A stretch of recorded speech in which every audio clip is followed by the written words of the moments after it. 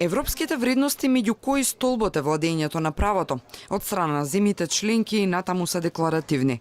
Денеска министерот за надворешни работи на Данска, како многумина пред него, посредбата со колегата Димитров, порача дека владењето на правото е услов за економскиот просперитет и за евроинтегративните процеси на земјава. Позитивниот моментум во вашата земја постои и треба да се одржи. Пазарните економии можат да функционираат само ако имате јавни институции кои што функционираат и правен систем. Но не одговори на прашањето во врска со ослободувањето на пратеници со обвинение за тероризам, кои од зад решетки дојдоа во собрание за да го притиснат зеленото копче за уставни измени.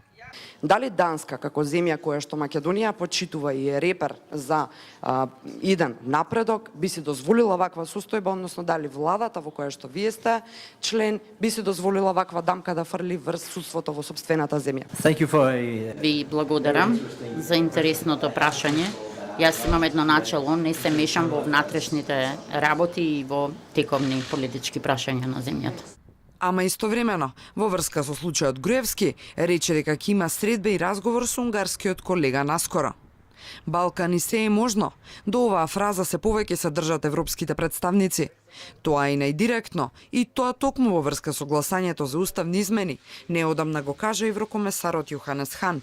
Им порача на македонските политичари на балкански начин да го обезбедат пратеничкото мнозинство, кое што беше неопходно на 19 октомври.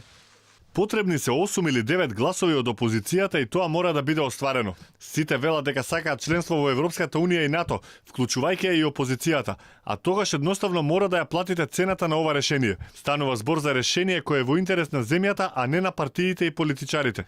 И во таков случај како може да се обезбедат гласовите? Јас верувам со комбинација меѓу балканското и рационалното.